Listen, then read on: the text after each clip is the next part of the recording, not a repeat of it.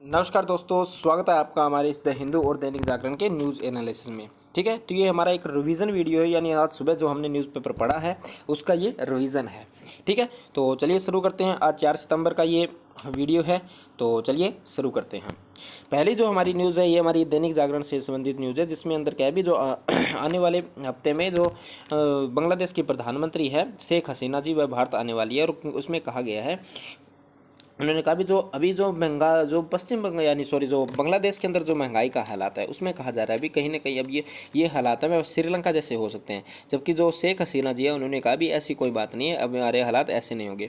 और साथ ही में कहा गया जो बांग्लादेश है वो भारत से गेहूँ खरीदने की यानी गेहूँ सबसे ज़्यादा खरीदता था। अभी भारत ने जो गेहूँ के आयात में जो निर्यात के लिए यानी प्रतिबंध लगा दिया, तो जिसकी वजह से जो बांग्लादेश था उसको महंगे दामों में यूक्रेन से गेहूँ खरीदना पड़ता है। ठीक है, तो अभी हम देख ले तो भारत और जो बांग्लादेश का संबंध कैसा है।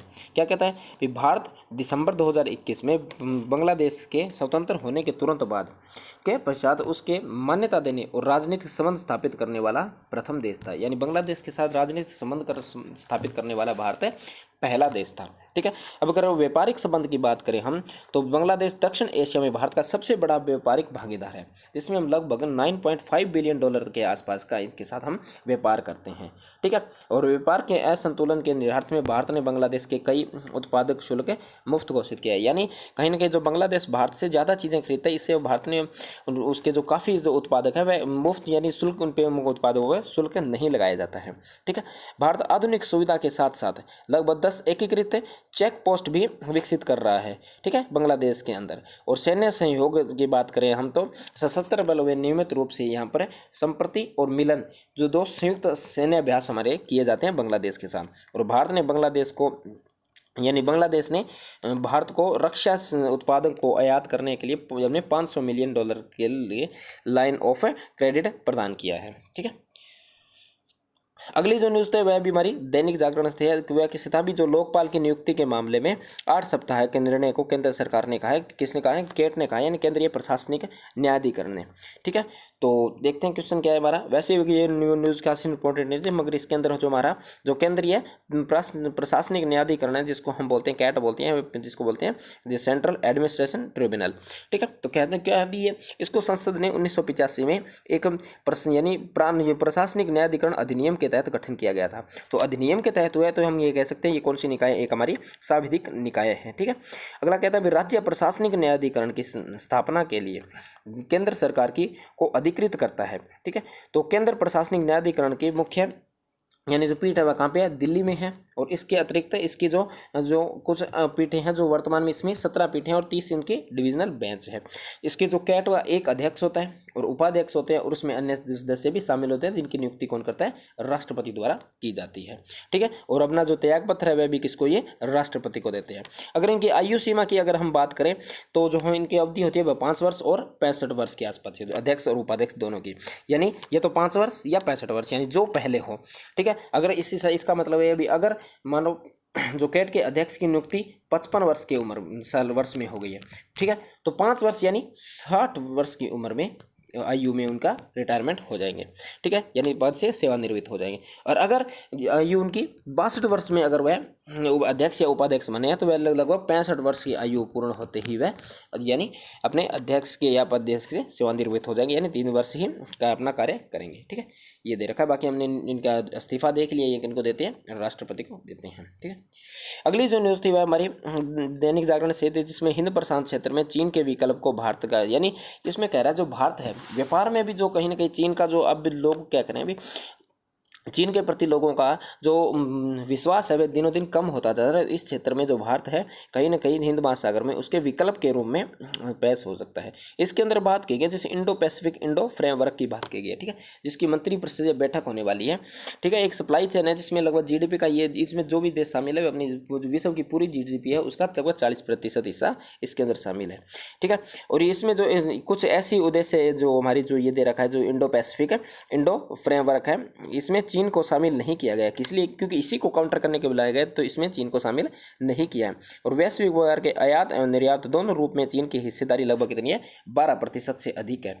ठीक है, तो इसलिए चीन की निर्भरता को आधी करने यानी कम करने के लिए इसका स्थापना की गई है। ठीक है, क्या कहता है अभी हिंद प्रशांत आर्थिक ढांचा, जिसको हम क्या कहते हैं, जो इंडो पैसिफिक, जो हमारा जो ये क्या है, इंडो पैसिफिक जो इकोनॉमिक फ्रेमवर्क है, ठीक है, जिसको हम बोलते हैं IPEF। ठीक है, तो क्या कहते हैं अमेरिका के साथ 1 दशक पुरानी एशियाई धुरी रणनीति के एक अंग के रूप में महत्वपूर्ण कदम रहा है। ठीक है, तो इसके साथ एशिया के साथ, ठीक है, और इसके ढांचा हिंद प्रशांत वैश्विक आर्थिक विकास का इंजन बनाने की सामूहिक इच्छा को घोषित करता है। ठीक है, इसी के साथ इसका उद्देश्य क्या है, हिंद प्रशांत क्षेत्र में जो प्रत्यक्षता व सहमता और समावेशिता और आर्थिक विकास और निष्पक्षता और प्रतिस्पर्धात्मक को बढ़ावा देना है। ठीक है, यानी लोग यानी कहीं न कहीं किसी के एकाधिकार को समाप्त करना है। समावेश यानी सबको मिलकर विकास करने की बात इसके अंदर कही गई है। अगर इसके सदस्य की बात करें, जो क्वाड के अंदर देश है कौन कौन से, जिसके अंदर भारत है, जापान है, ऑस्ट्रेलिया और इसके अलावा जो हमारा USA है। उसके अलावा जो 10 सदस्य जो आसियान देशों से संबंधित है वह भी इसके अंदर शामिल है। इसके अलावा ये दक्षिण कोरिया और न्यूजीलैंड भी इसके अंदर शामिल है। ठीक है, इसमें कहा गया जिसके जो सदस्य हैं उनके लगभग जो भारत आज जितनी भी वैश्विक GDP है उसका 40% प्रतिनिधित्व करता है। ठीक है, अगली जो न्यूज़ थी यह भी हमारी क्या से दैनिक जागरण से संबंधित है, जिसमें क्या अभी ब्याज के बढ़ने का कर्ज पर असर नहीं हो रहा। यानी हमने पिछले ही में यानी जो कुछ दिनों पहले हमने देखा था, तो RBI ने कुछ रेपो दर बढ़ाई थी ताकि ब्याज जो बैंक जो ब्याज दे रहे हैं वह उनकी राशि कम करें, मगर ऐसा कोई प्रभाव देखने को नहीं मिल रहा है। RBI ने कहा है भी फिर भी मान लो जो बैंक है वह जो सेक्टर्स हैं यानी जिसको बोलते हैं भी जो वितरण सेक्टर है, जिसको इसमें भी अभी कहीं ना कहीं ब्याज यानी अपना जो ऋण है वह देते जा रहे हैं, जिससे कहीं ना कहीं जो महंगाई है या मुद्रास्फीति है उस पर किसी प्रकार का प्रभाव नहीं पड़ रहा है। तो इस हिसाब से देखते हो जो विशेषज्ञ है उन्होंने अनुमान लगाया भी RBI दोबारा रेपो रेट को बढ़ा सकता है। ठीक है, तो RBI ने बढ़ाया कितना था, इसको 4% बढ़ाकर लगभग 5.40% कर दिया था। ठीक है, तो रेपो दर होती क्या है, रेपो दर एक ऐसी दर होती है जिस पर एक बैंक, ठीक है, अगर RBI से अल्पकालिक के लिए ऋण लेता है तो वह रेपो दर के आधार पर लेता है। ठीक है, अल्पकालिक मतलब यानी 24 घंटे या 14 दिन के अंदर अंदर। ठीक है, अगला क्या कहता है अभी इसी में देख लेते हैं, क्योंकि मौद्रिक नीति यानी मुद्रा जारी करने की जिम्मेवारी किसकी है, मौद्रिक समिति की होती है। तो मौद्रिक समिति के बारे में देख लेते हैं। क्या कहता है केंद्र सरकार द्वारा धारा 45ZB के तहत गठित मौद्रिक नीति समिति, जिसको बोलते हैं मॉनेटरी पॉलिसी कमेटी, मुद्रास्फीति के लक्ष्य को हासिल करने के लिए आवश्यक नीतिगत ब्याज दरें निर्धारित करती है। पहले यह काम भारतीय रिजर्व बैंक द्वारा किया जाता था, तो अब ये कौन करती है, मौद्रिक नीति समिति के द्वारा किया जाता है। ठीक है, रिजर्व बैंक का मौद्रिक नीति विभाग मौद्रिक नीति निर्माण के इस समिति की सहायता करता है। ठीक है, और अर्थव्यवस्था के सभी हितधारकों को विचार और रिजर्व के में बैंक के विश्लेषण और कार्य की नीतिगत दर पर यानी रेपो दर के निर्णय की प्रक्रिया का योगदान देता है। ठीक, अगली जो न्यूज़ है वह हमारी द हिंदू से है। इसके अंदर वैसे भी नैनो यूरिया है उसका जो टेस्टिंग है यानी इसके जो है अनकम्प्लीट बताई गई है। तो यही न्यूज़ थी जिसमें हमने उर्वरक पे देख लिया था, और आज थोड़ा उर्वरक देख लेते हैं। इसके अंदर वैसे हमने नैनो यूरिया के बारे में काफ़ी पहले चर्चा की ली है काफ़ी बार। ठीक है, उर्वरक क्या होते हैं भी, उर्वरक एक प्रकार के जो कृषि उपज को बढ़ाने के लिए रसायन होते हैं जो पेड़ व पौधों की वृद्धि में सहायता करने के लिए इस्तेमाल किए जाते हैं, और पानी के शीघ्र जो पानी में क्या होते हैं शीघ्र ही घुल जाते हैं, और रासायनिक मिट्टी में और पत्तियों में छिड़काव करके उपयुक्त किए जाते हैं। ठीक है, जैसे हम देखते हैं जो खेतों में रासायनिक कीट करते हैं, ठीक है, दवाइयों का छिड़काव वगैरह करते हैं, तो वह क्या सारे क्या होते हैं उर्वरक होते हैं एक प्रकार के। ठीक है, और ये जड़ों में छिड़काव करके पत्तियों को उर्वरकता को अवशोषित करते हैं। अब उर्वरक पौधों के लिए आवश्यक तत्वों की तत्काल पूर्ति का साधन होते हैं। यानी ये क्या करते हैं भी जो पोषक तत्व होते हैं तो उनको तत्काल पूर्ति होते हैं, यानी उसको कहते हैं भी जैसे जल्दी से उनको वो पोषक तत्व प्रदान करा देते हैं। ठीक है, और इसके प्रयोग के दुष्परिणाम यानी इसकी क्या हो भी अति परिणाम हो गया। अभी जो लोगों ने क्या किया भी इससे बहुत जरूरत से ज़्यादा इनका उपयोग करना शुरू कर दिया है, जिससे क्या है भी इसके दुष्परिणाम होने लगे हैं। ठीक है, और लंबे समय से मिट्टी में बनी नहीं रह सकते, और सिंचाई के बाद जल के साथ ये रासायनिक जमीन के नीचे भूजल में पहुंच जाते हैं। ठीक है, यानी क्या अभी ये लंबे टाइम तक ये भूमि पर तो रह नहीं पाते हैं, और जल के साथ क्या होते हैं ये जो हमारा भूजल है उसमें ये चले जाते हैं, जिससे क्या भी जो भूमि स्तर का जो जल है वह खराब हो जाता है।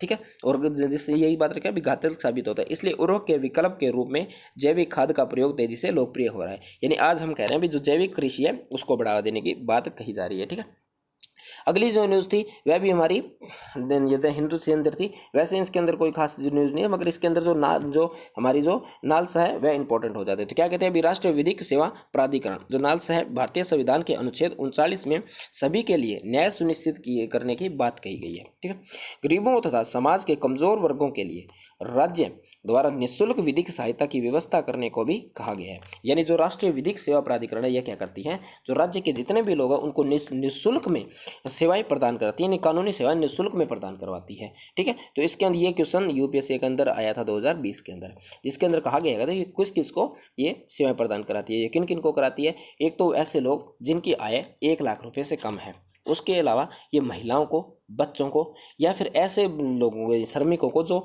किसी उद्योग में कार्य कर रहे हैं, वहाँ के पीड़ित लोग हैं। ठीक है, ऐसे लोगों को ये यानी मुफ्त में सेवाएं प्रदान कराती है।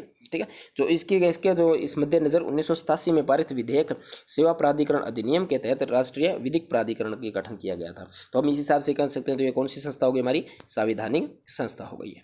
ठीक है, कौन सी संविधिक संस्था होती है, न कि संवैधानिक। ठीक है, इसके बाद में कहा गया भी इसका जो कार्य कानूनी सहायता का कार्यक्रम लागू करना है और इसका मूल्यांकन व निगरानी करना इसका कार्यक्रम है। ठीक है, साथ में ये कानूनी सेवाएं उपलब्ध भी करवाता है।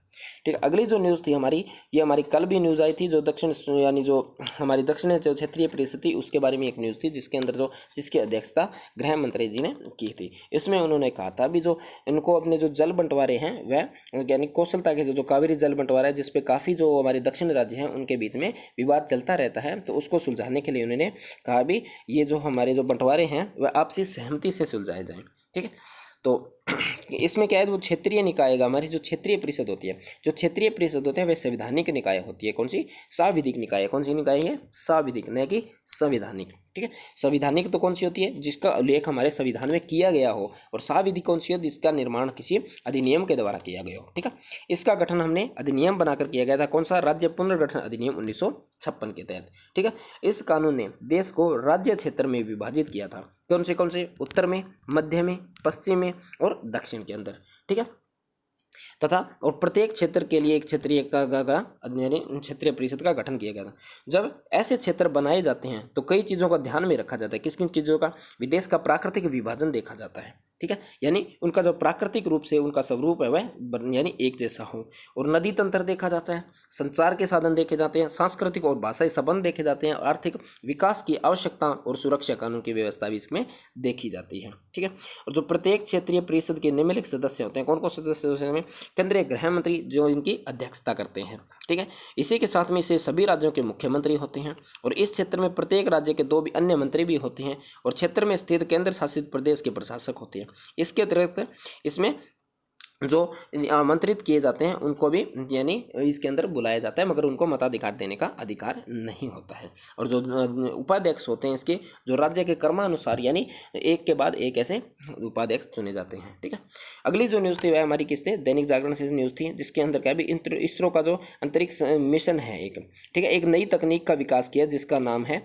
IAD, जिसका क्या नाम इसको लिखा है, तो यह तकनीक है, इसका क्या नाम है, इनका नाम है इन्फ्लेटेबल और एरोडायनेमिक डिसेलेरेटर। ठीक है, इसका कुछ ऐसा ही प्रोनाउंसिएशन है। तो इस तकनीकी की मदद से क्या है, भविष्य में जैसे भी ग्रह हैं उन पर क्या होगा, जो लैंडिंग होगी, ठीक है, वह यानी हम कहते हैं भी सुविधाजनक लैंडिंग हम करवा सकते हैं, यानी सुरक्षित लैंडिंग करवा सकते हैं। जैसे हमें याद है भी जो चंद्रयान हमारा 2 था, उसकी जो लैंडिंग थी वह कहीं ना कहीं हमारी असफल रही, जबकि तो हमारा जो ऑर्बिटर था वह अभी भी काम कर रहा है, मगर जो लैंडिंग थी वह सही नहीं होती।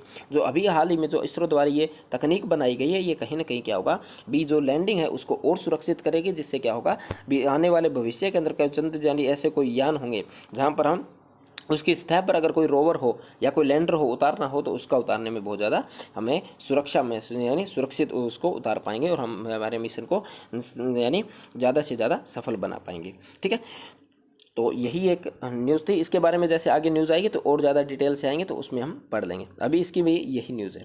ठीक है, अगली जो न्यूज़ थी वह लंपी वायरस के बारे में एक न्यूज़ थी भी, जो लंपी वायरस की जो वैक्सीन बनी है उसके जो उपलब्ध होने में अभी काफ़ी यानी जो दिक्कतों का सामना कर रहे हैं, यानी जो लंपी वायरस तो वायरस की जो वैक्सीन है वो तो बन चुकी है, मगर अभी उसकी उपलब्धता हमें नहीं हुई है। ठीक है। तो क्या कहता है, जो लंपी वायरस है जिसको हम गांठदार त्वचा रोग के नाम से भी जानते हैं, मवेशी या भैंस में पॉक्स वायरस या लंपी स्किन डिजीज वायरस के संक्रमण के कारण भी होता है। खाद्य और कृषि संगठन किसको फूड एंड एग्रीकल्चर ऑर्गेनाइजेशन के अनुसार इसमें जो लंपी डिजीज है उससे लगभग 10% से कम मृत्यु होती है। जो लंपी डिजीज है को कब जो पहली बार इसका मिला था वह कहाँ पे मिला, जिम्बाब्वे में इसकी महामारी 1929 में मिला था इसका, जिम्बाब्वे के अंदर, ठीक है। पहला जो हम भी इसका बोलते हैं संक्रमण जो महामारी के रूप में देखा गया था। प्रारंभ में यह यहाँ तो जहर और कीड़े और कीटनाशक व अति संवेदनशील परिणाम प्राप्त होते थे। यानी जो प्रारंभ में था वह कहाँ से, यहाँ के जो जहरीले कीड़े थे उनके काटने से ये यानी रोग होता था। और जो लंपी वायरस रोग है वह मुख्य रूप से मच्छरों के, मक्खियों के काटने और कीड़ों के काटने से होता है। और इसमें क्या होता है, बुखार हो जाती है, आँख और नाक में तरल पदार्थ निकलने लगता है और मुँह से जो लार होती है वह टपकना भी, शरीर पर छाले भी हो जाते हैं। इस रोग से पीड़ित पशु को खाना बंद कर देती हैं और जो चबाने और खाने के द्वारा समस्या का भी सामना करना पड़ता है, ठीक है। और जो ये सबसे बड़ी बात है कि जो दूध उत्पादन होता है उसमें इसमें कोई कमी नहीं देखती। मगर हम देखते हैं भी अगर कोई जो हम कहते हैं भी पशु है वह खाना नहीं खाएगा तो उस हिसाब से जो अप्रत्यक्ष रूप से हमारे जो दूध उत्पादन है उसमें कमी आ सकती है। मगर डायरेक्टली देखें, हम प्रत्यक्षता देखें तो इस जो वायरस है यह दूध उत्पादन में किसी प्रकार का प्रभाव नहीं डालती है, ठीक है। अगली जो न्यूज़ थी हमारी, इसके अंदर जो हमारे जो पहले जो भारतीय थे, कौन भारतीय थे, जो संसद के लिए जो चुने गए थे, जो दादा भाई नेहरू जी थे, उनका आज जन्मदिन है, ठीक है। तो ये क्योंकि आजकल जो दैनिक जागरण में एक टॉप में याद था जिसमें आजकल के बारे में बताया जाता भी आज के दिन क्या हुआ था, ठीक है। तो इनका जन्म आज ही के दिन कब हुआ था, 1825 में ही बम्बई में हुआ था। और उन्होंने पूरी पढ़ाई के बाद इन्होंने जो एलिफेंट सेंडो इंस्टीट्यूट में प्राध्यापन के वे बन गए थे। और इन्होंने राजनीति में प्रवेश कर ईस्ट इंडिया कंपनी के जो नीतियों का इन्होंने विरोध किया था। और इन्होंने जो भारत के जो ड्रेन ग्रेन का भी कहा था, जो भारत का जो यानी सभ्य दिमाग कह सकते हैं एक प्रकार से, वह इंग्लैंड की तरफ जा रहा है, ठीक है। तो ब्रिटिश संघ से अवगत कराने के लिए इंग्लैंड भी गए थे। और 1952 में इन्होंने लिस्बन पार्टी के प्रत्याशी के रूप में ब्रिटिश संसद में चुने जाने वाले पहले भारतीय बने थे। और 1906 में जो दादा भाई नेहरू जी ने सबसे पहले स्वराज का नारा भी दिया था, ठीक है।